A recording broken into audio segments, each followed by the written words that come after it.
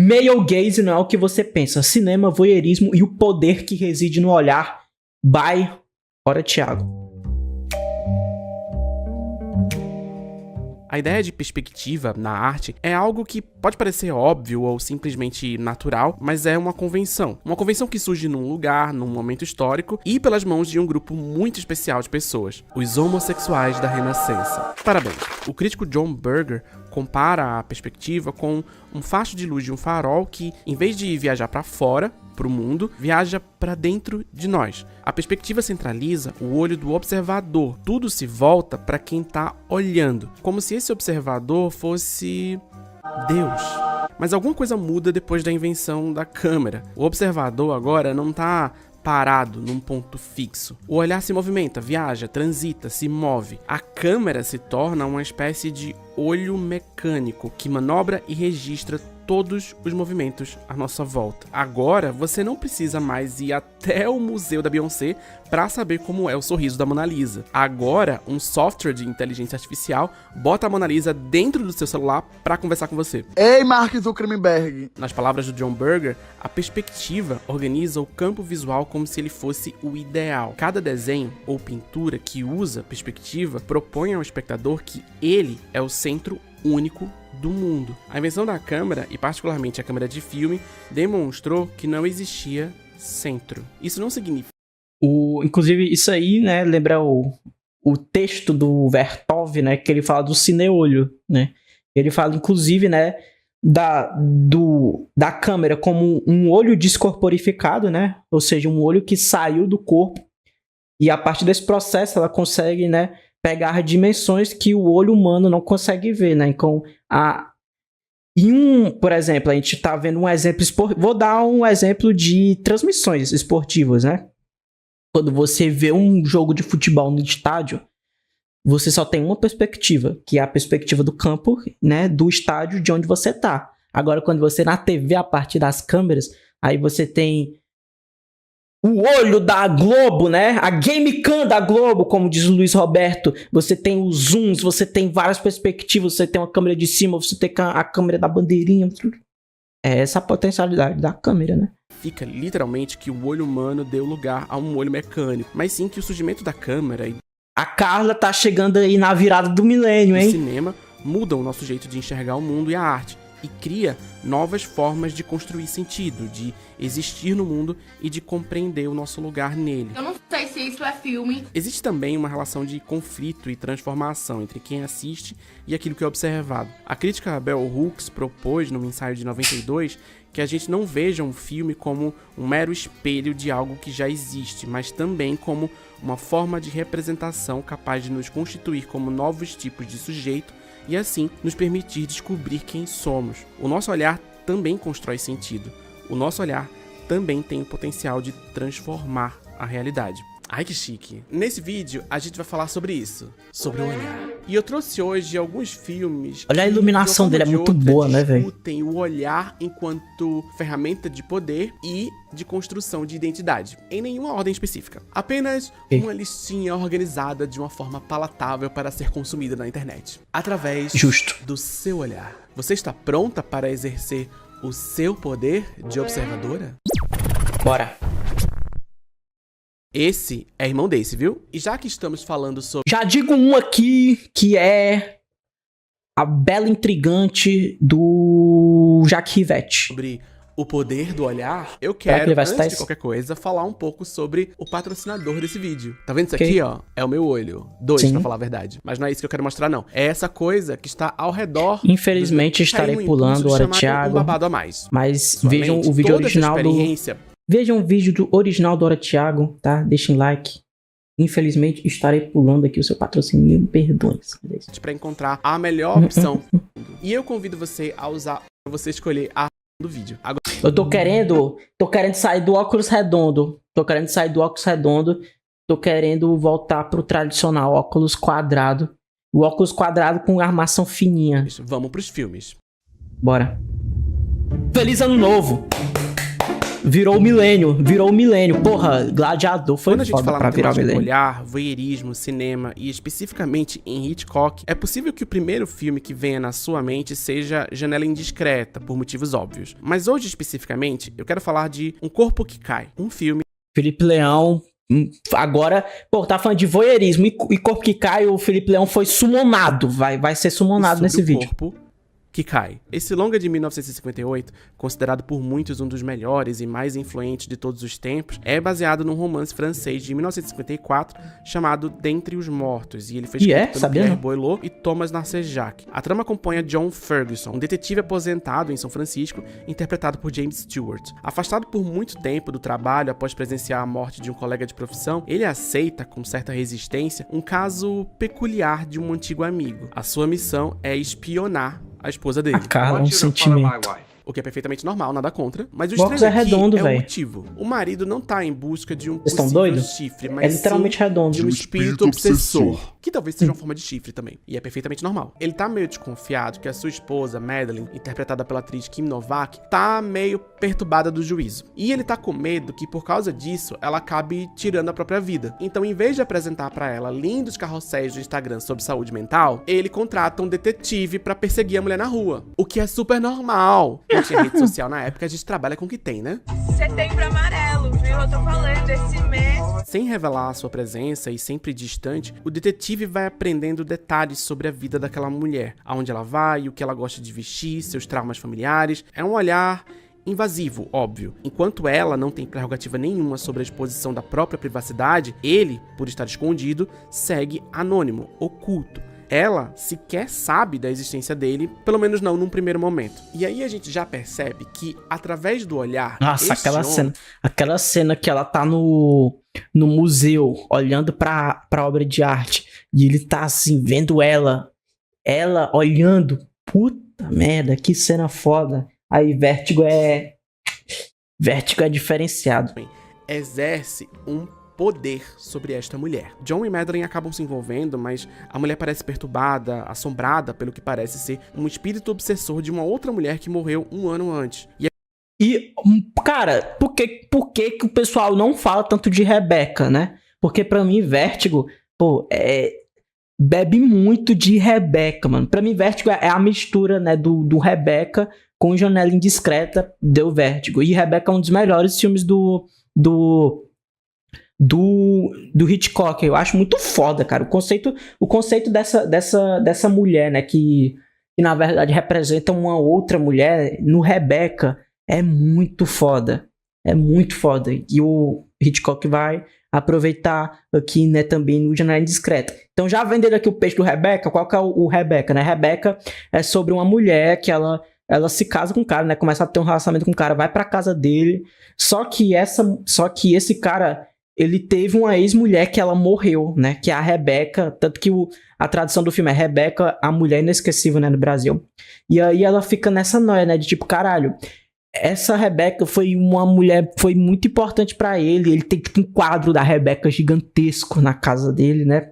E aí ela, que é uma nova mulher na vida dele, ela não consegue, né, se ver como um indivíduo ali na vida desse cara, né? Porque pra ela sempre vai ser a sombra da Rebecca, do que um dia foi a Rebecca, sabe? É muito foda, velho. E a coisa se complica quando Madeline se joga pra morte da torre de uma igreja na frente do John.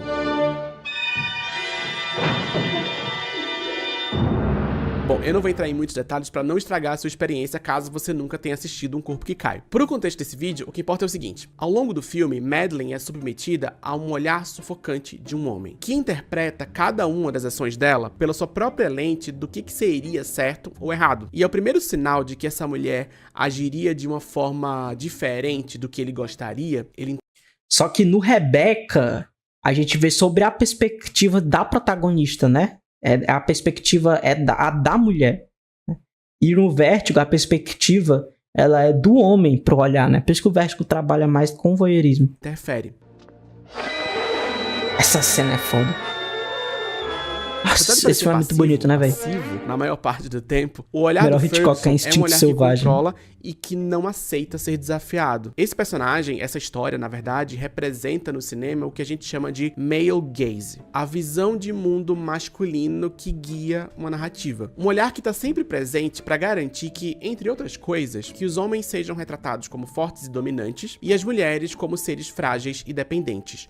Ou melhor, que o homem é um sujeito que olha, um sujeito que tem poder de decisão, e a mulher é um objeto passivo que só pode ser observado, que não tem agência, que não tem poder de decisão. Ela tá ali pra ser olhada só. Esse olhar no cinema, ele não é biológico ou essencial, mas sim o resultado de estruturas de poder que residem na masculinidade e que se refletem, claro, no cinema. A premissa é, se existe poder na capacidade de olhar, a gente não pode ignorar que o cinema hegemônico, historicamente e ainda hoje, se mantém dominado majoritariamente, estruturalmente, por homens. Essa ideia surge de um ensaio publicado em 1975 chamado Prazer Visual e o Cinema Narrativo, da teórica feminista Laura Mulvey, que usa também nesse texto o termo escopofilia, ou seja, o prazer estético que reside no olhar. E como ela está analisando justamente as dinâmicas de gênero que operam nesse olhar, é óbvio que esse prazer está localizado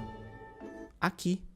Veja, nas palavras dela, em um mundo ordenado pelo desequilíbrio sexual, o prazer em olhar foi dividido entre ativo/masculino e passivo/feminino. O olhar determinante masculino projeta sua fantasia na forma feminina, que é estilizada de acordo. Em seu papel tradicional de exibicionismo, as mulheres são simultaneamente olhadas e exibidas com sua aparência codificada para causar um forte impacto visual e erótico, de modo que se pode dizer que elas conotam a condição de ser olhada. Não custa nada reforçar que essa ideia de olhar masculino não é literal. A gente tá falando de estética, de percepção e das dinâmicas de poder que se refletem na estética e na percepção. Um Corpo que Cai é um filme que exemplifica muito bem a ideia de male gaze, de olhar masculino, e de uma espécie de fantasia masculina que coloca mulheres como objetos a serem manipulados, possuídos. Sabe um filme que joga isso, pega isso, vira de cabeça pra baixo, que é muito foda? O Biotravel, né? Bom Trabalho, da Claire Denis, que é dirigido por uma mulher, e aí ela filma os corpos masculinos, né? Que são homens que são militares, né? E aí eles ali nos exercícios militares e, né, se batendo, se abraçando ali nos exercícios, e ela filma assim os corpos dele, né? Os corpos deles, ela dá uma visão de uma mulher ali e erotiza os corpos masculinos, né? Que não é algo tão comum que a gente vê no cinema. Muito bom. E claro, observados. Esse assunto não se encerra por aqui. A gente vai continuar com ele até o fim do vídeo. Confia. O próximo filme também conta a história de uma mulher cercada de olhares masculinos e também tem como ponto de partida um corpo que cai. E Pobres Criaturas se passa num mundo fantástico, inspirado pela estética steampunk. Nessa realidade fantasiosa, o Dr. Godwin Baxter, uma espécie de Victor Frankenstein retrofuturista vivido por William Dafoe, consegue ressuscitar uma mulher grávida que acaba de cometer suicídio e, por mero capricho, decide colocar o cérebro do bebê no corpo dessa mulher adulta, que renasce como a esquisita, inocente e adorável Bella Baxter, papel que rendeu o Oscar Wallace de melhor atriz pra Grant. Emma Stone. Bella não tem memórias da sua vida passada e, apesar de ter o corpo de uma mulher crescida, ela é mentalmente uma criança em desenvolvimento. E cada experiência que ela vive é encarada com um olhar curioso e inquisitivo de uma criança. Um olhar que questiona de forma genuína o motivo da sociedade funcionar da forma como funciona, por que as coisas são do jeito que são e por que diabo ela não pode se masturbar na mesa de jantar. Bella, cease working yourself immediately. Questões. No decorrer da vida dessa personagem e do filme, a gente assiste Bella ser controlada... Pobres Criaturas é um filme fascista. Aspas fortes de Eduardo aí no chat. E manipulada por todos os homens que surgem na vida dela. Ou melhor, a gente assiste esses homens tentando manter essa mulher sob controle e falhando miseravelmente. I must go punch that baby. Aos poucos, Bella Eu iria discordar, mas se tu tá falando mal do Yorgos Lanthimos, eu tô do seu lado. ela se torna uma mulher adulta, consciente de sua condição enquanto mulher e dos Mas eu problemas gosto desse do filme. mundo. E, Isso é mais legal. além disso, ela decide fazer algo a respeito. Money is its own form of sickness. All the scarcity of it. And who am I? Lying in a feather bed while dead babies lie in a ditch. Em síntese, é possível dizer que Pobres Criaturas é a história de uma mulher que surge no mundo quase como o brinquedinho de um homem que, ironicamente, é apelidado de Deus, que apesar de nutrir um afeto genuíno pela sua criação, usa o corpo dela como um mero experimento científico e coloca esse corpo à disposição de outros homens. O filme começa literalmente com a violação de um cadáver, o cadáver de uma mulher que tinha decidido acabar com a própria vida, mas que nem depois de morta tem direito a ter o seu corpo ou as suas vontades respeitadas. E pra piorar, essa mulher, esse corpo, não tem direito nem de se rebelar contra tudo isso, porque até as memórias dela foram violadas. Apesar disso, agora, no momento do filme, ela é, pra todos os efeitos, uma nova mulher. Bella Baxter, na verdade, não é nem a mulher... Cara, mano, esse chat, eu não tô mais conseguindo prestar atenção em nada, porque o chat hoje tá completamente caótico, velho. Tá completamente caótico. Agora chegou o Langley falando que Israel começou a operação terrestre dentro do Líbano. Que morreu, nem o bebê que Estão sobreviveu. falando de Casa Monstro, Ela é dizendo Bella que... Baxter, que à medida que Meu ganha Deus. consciência e maturidade, passa a reivindicar o controle O chat do sobre Felipe si, Leão é sobre assim seu também? corpo, sobre sua identidade, sobre quem ela é, através de diferentes estratégias, claro, da rebeldia infantil do começo da história até prostituição e socialismo. We are our own means of production. Em certa medida, Aí essa frase aí deu o que falar no Twitter. Ai, graças a Deus o Twitter acabou.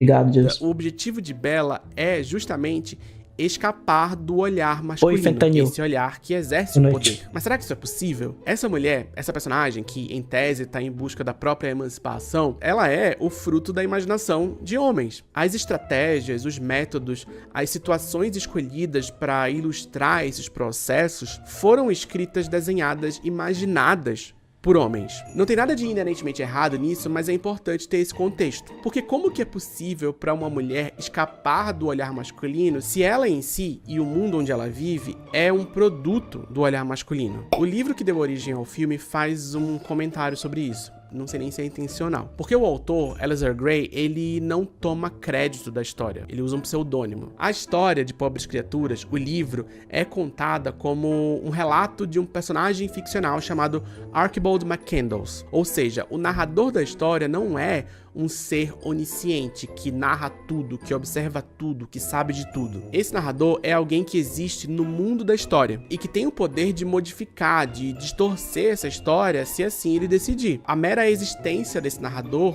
coloca em xeque a veracidade da história. A gente sabe que é uma pessoa humana, que tem um viés, que tem um olhar específico sobre essa história e que pode modificar essa história se ela quiser modificar essa história, se ela tiver interesse em modificar essa história. E talvez esse narrador tenha sim distorcido a história. Talvez tenha, talvez não tenha. É uma possibilidade. É uma pulguinha crítica que questiona o poder do olhar sobre uma mulher. E eu acho que isso é uma discussão interessante pra gente ter. Quando a gente fala em male gaze, em olhar masculino, existe uma preconcepção de que a gente tá falando de uma audiência presumida, de um olhar presumido. É como se o male gaze significasse que os filmes, que a arte, que as coisas são produzidas com uma audiência em mente, com um olhar masculino em mente. Por exemplo, uma mulher seminua no pôster de Eu gosto muito desse filme, diga-se de passagem.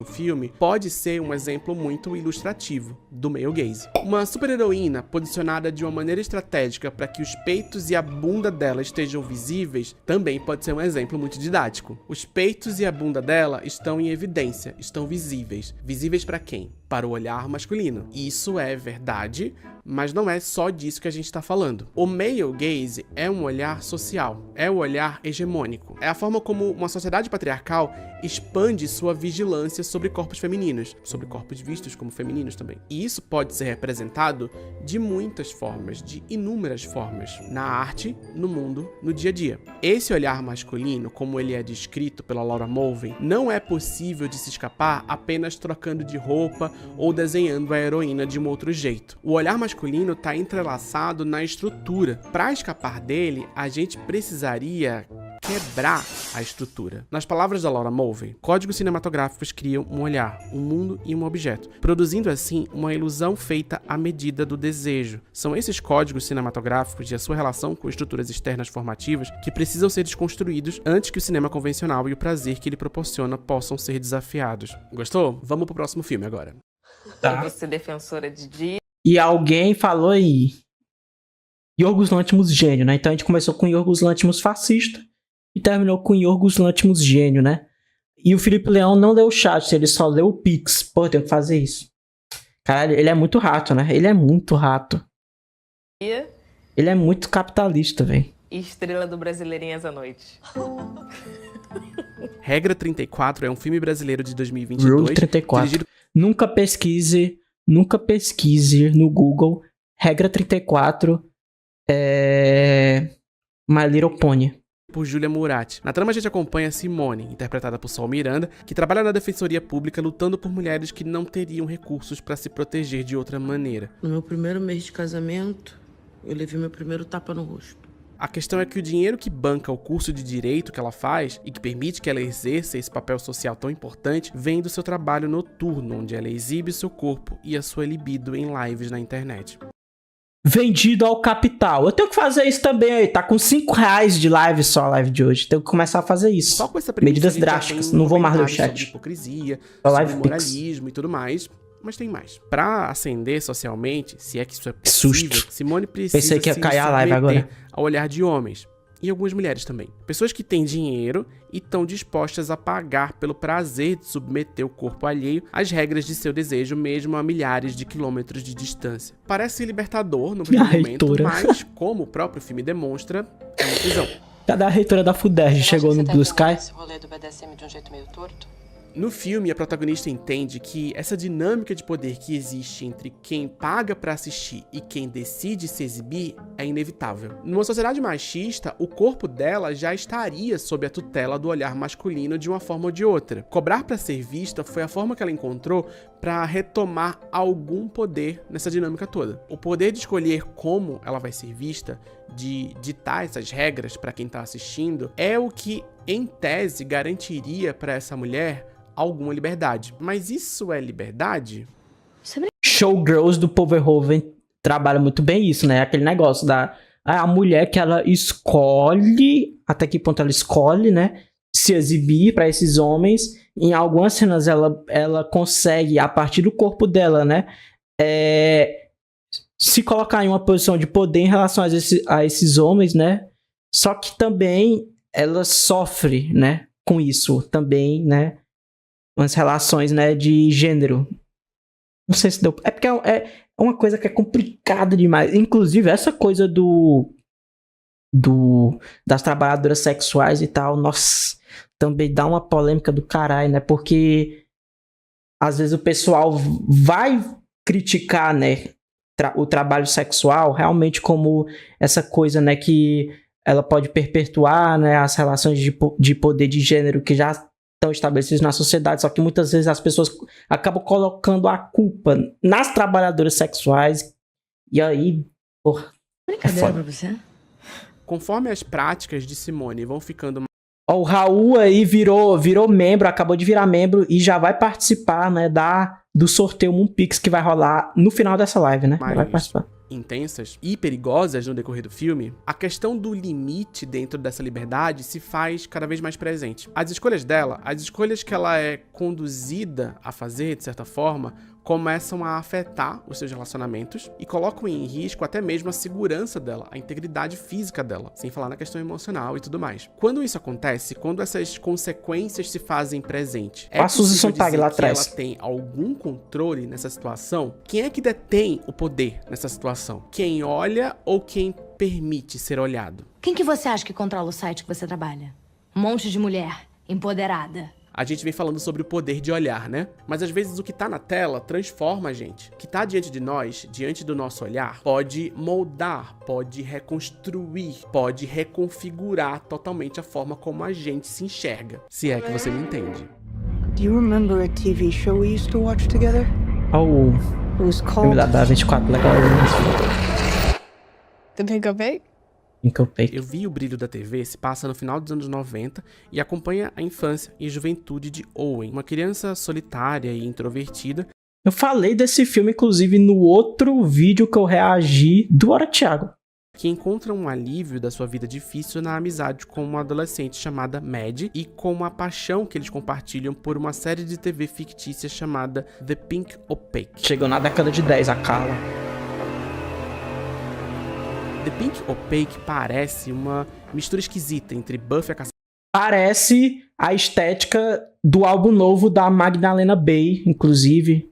E o monstro do álbum, dos clipes da Magdalena Bay parece muito o monstro do Pink Opaque. Eu achei até que Vampiros e era a Twin mesma Peaks. coisa. A trama explora a vida e as aventuras de duas amigas, Tara e Isabel, que através de uma conexão mística lutam contra os monstros Imperdoáveis do enviados pelo Clint é um terrível filme Senhor feminista. Melancolia. E um dos pontos mais importantes de Eu Vi o Brilho na TV é justamente a relação entre os protagonistas do filme com essa série ficcional que eles assistem. Sim, é a melhor parte do filme. Owen e Mad vivem numa cidadezinha interiorana, conservadora dos Estados Unidos, em contextos violentos e opressores, e basicamente os episódios de The Pink Opaque são o único respiro que eles têm dentro dessa dura realidade. Mas para ter esse respiro, eles precisam se encontrar escondidos. A série só pode ser assistida em segredo porque, supostamente, ela não seria uma boa influência para crianças. E o mais grave, o mais terrível, o pior de tudo é uma série de menina. Isn't that a show for girls?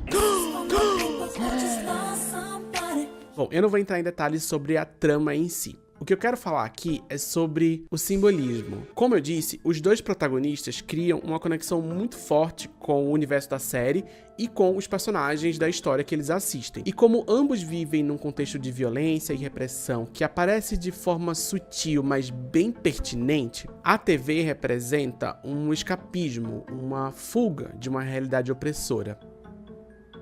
Mas não é só isso não. Parte da mitologia da história envolve a possibilidade de Owen e Mad fugirem do mundo real e embarcarem no mundo de The Pink Opaque para que, assim, eles Raul Rosa possam mandou viver... R$10. Ei, Hulk Cinéfilo. Oi. Mano, seu conteúdo é absurdo de bom. É um vício diário assistir seu rolê. Continue assim, cara.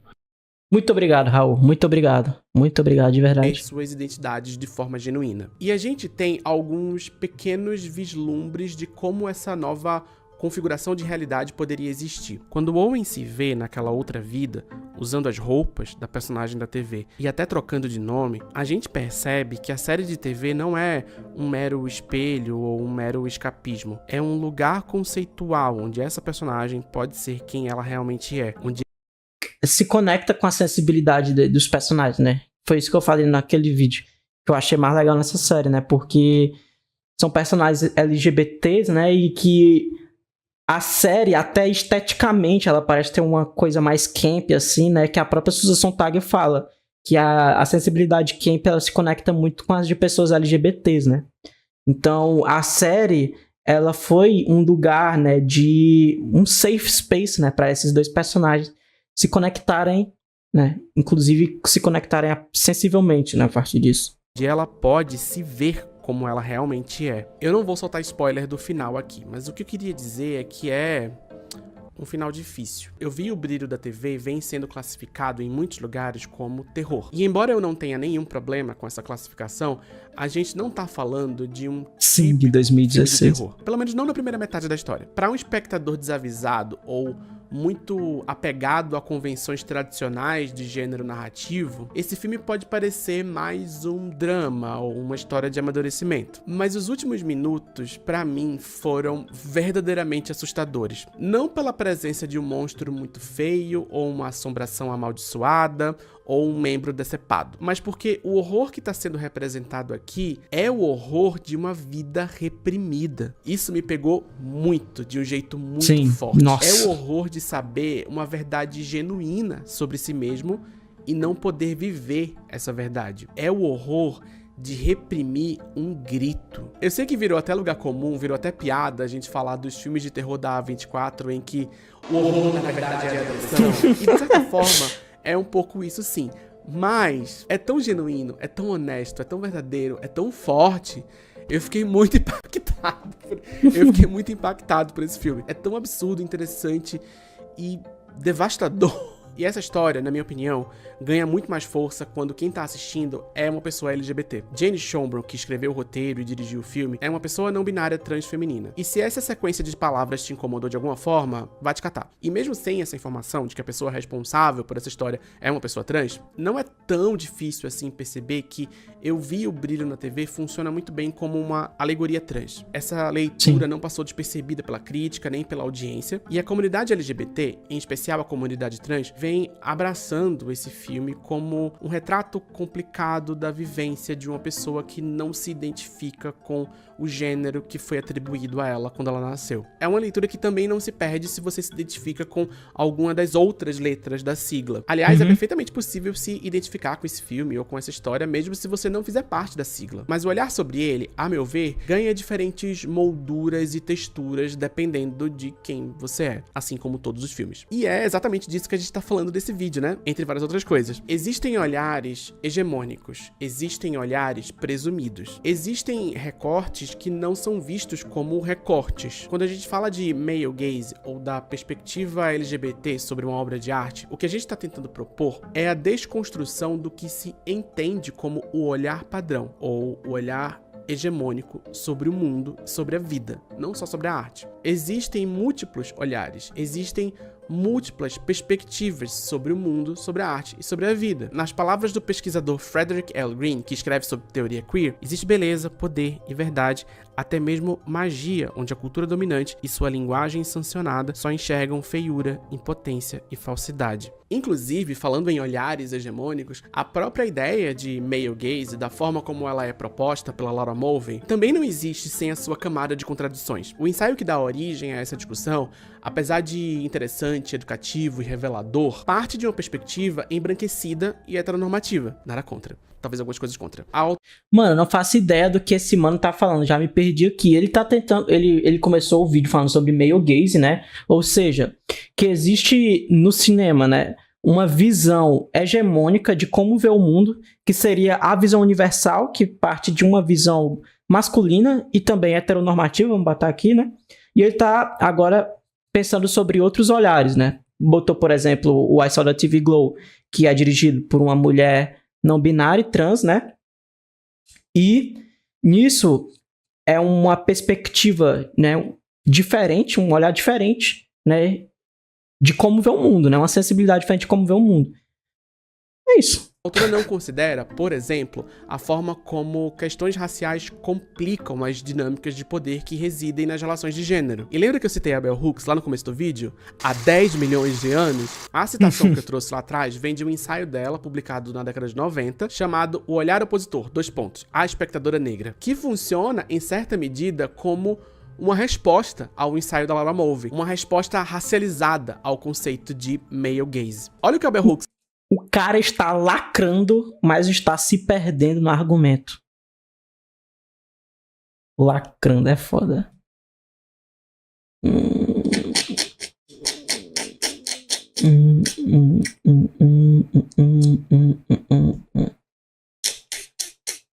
Peraí. Pronto. Um timeout. Fala. O olhar foi e é um lugar de resistência para o povo negro colonizado ao redor do globo. Os subordinados em relação de poder aprendem com a experiência que existe um olhar crítico que olha para documentar, que é o positivo. Na luta pela resistência, o poder do dominado para garantir o agenciamento, ao reivindicar e cultivar a consciência, politiza as relações do olhar. Aprende-se a olhar de um certo modo. Nomadland 2020, chegou na década de 20. Não é complicado de um jeito legal? Eu acho. Mas vamos voltar pro filme. E eu vou até pedir licença aqui pra adicionar um alerta de gatilho, porque eu vou falar do Felipe Neto. Num tweet que já foi deletado muito antes de Alexandre de Moraes explodir o Twitter, não sei se a essa altura de repente o Twitter já voltou, vai saber. O influencer e empresário Felipe Neto falou o seguinte sobre Eu Vi o Brilho na TV. Parabéns para quem gostou desse filme, vocês certamente entendem algo de cinema que eu sou incapaz de compreender. Reuni os amigos. Ele falou mal da Sala TV Glow, né? O filme tava na categoria terror. Tá todo mundo muito puto aqui. Gente, vamos escolher melhor as nossas raivas? E veja, ninguém é obrigado a gostar de nada. Mas é interessante essa rejeição quase que automática. Ainda mais numa obra que, como a gente demonstrou aqui, propõe um novo olhar. Tá no nome do filme, inclusive. Um olhar que é um pouco diferente do que talvez você esteja acostumado a encarar. E é claro que tem pessoas LGBT que também não gostaram desse filme. É perfeitamente normal não gostar de qualquer coisa. Mas essa recusa, essa rejeição, essa empáfia ignorante refletida na frase "claramente vocês entendem mais de cinema do que eu seria capaz de compreender". Meu filho, se acalme. Essa frase soa pra mim como É só um a reação típica de alguém que não parou um segundo pra pensar: será que isso aqui pode ter uma outra leitura pra outras pessoas? A questão não é entender de cinema. A questão é, talvez, a disposição pra entender a perspectiva de outras pessoas. É a recusa a entrar em contato, mesmo que superficial, com o olhar de outra pessoa. Exatamente. Ninguém tá livre disso também. Eu também não tô livre disso. Em particular, nos dias de hoje, é muito difícil sair de dentro da nossa própria cabeça. Mesmo se você faz esse exercício diário, é muito difícil sair de uma perspectiva individualizada sobre arte, sobre interpretação, sobre entendimento, perceber outras relações. Ah, não entendo. Não, cara. Caralho. Uma das melhores coisas da arte é justamente você entrar em contato com outras visões de mundo, velho. Tá ligado? Visões de outros países, outras sensibilidades, tá ligado? É uma das melhores coisas que tem. É basicamente assim. Se eu não querendo dar, né, um caráter utilitário pra arte, mas se eu pudesse colocar assim, a maior utilidade da arte é essa. É entrar em contato com outras visões de mundo, sabe? Não só a arte faz isso, óbvio, né?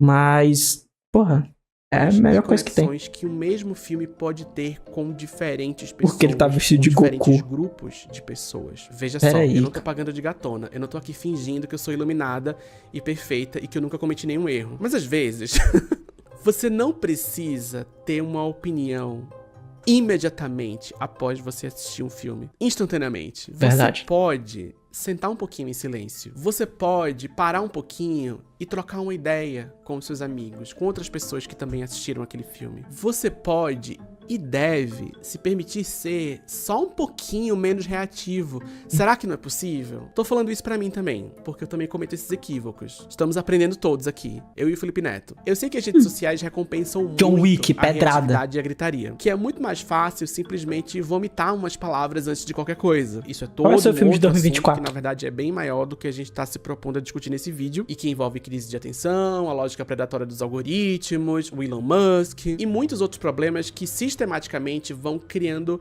barreiras entre os diferentes olhares sobre o mundo, sobre a vida e sobre a arte. Talvez Eu assisti Vértigo hoje, tô até agora pensando em que nota dar.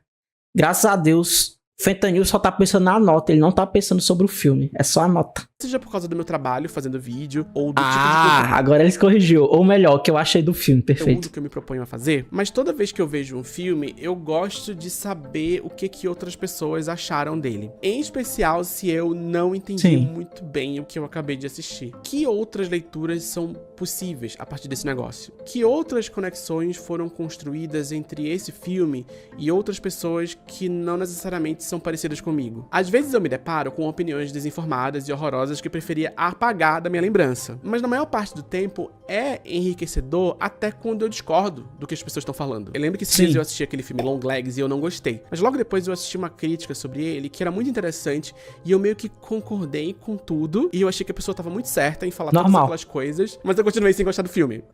O que é perfeitamente normal, mesmo concordando em parte com a crítica positiva. Pode acontecer. A crítica foi boa. Porque a crítica foi bem feita, provavelmente. Isso de leitura me coloca num lugar um pouquinho menos reativo na hora que eu mesmo vou construir as minhas próprias leituras. Um pouquinho. Eu tô tentando, veja. Pois é, o pessoal trata cinema, arte como se fosse futebol, né, carai? Não, eu tô certo, você tá errado, tá ligado? Porra, gente. Eu não tô falando de ficar lendo qualquer opinião sobre qualquer coisa em nome da pluralidade. Mas até essa opinião horrível do Felipe Neto sobre um filme que eu gostei acabou me ajudando a escrever esse roteiro. Então, sei lá, Obrigado, Felipe Neto. O que eu realmente acho é que se a gente não olha para as coisas com um olhar crítico, e crítico não é necessariamente negativo, o nosso olhar não desafia nada. E veja, olhar crítico não é a mesma coisa que olhar reativo. Um olhar meramente reativo, ele não é desafiador. Já um olhar crítico é um olhar babadeiro. E é isso que eu busco. Um olhar que não desafia nada, ele é a reprodução do olhar hegemônico. Não tem construção de sentido, não tem desafio, não tem aprendizado. O nosso olhar, para qualquer coisa, precisa ser desafiador. Inclusive, para nós mesmos. Bonito isso, né? Fui eu que escrevi. Muito bom vídeo. Muito bom vídeo, né? E é isso. Inclusive, tem filmes que não necessariamente, digamos assim, né? Precisam dar completamente uma outra perspectiva do male gaze, mas que trabalham em cima do male gaze, né? De forma a desconstruir ele, né? Então, ainda colocando a visão masculina, só que de forma a questionar ela. Que também é uma coisa interessante. Mas enfim, é isso. Bom vídeo do Hora Thiago.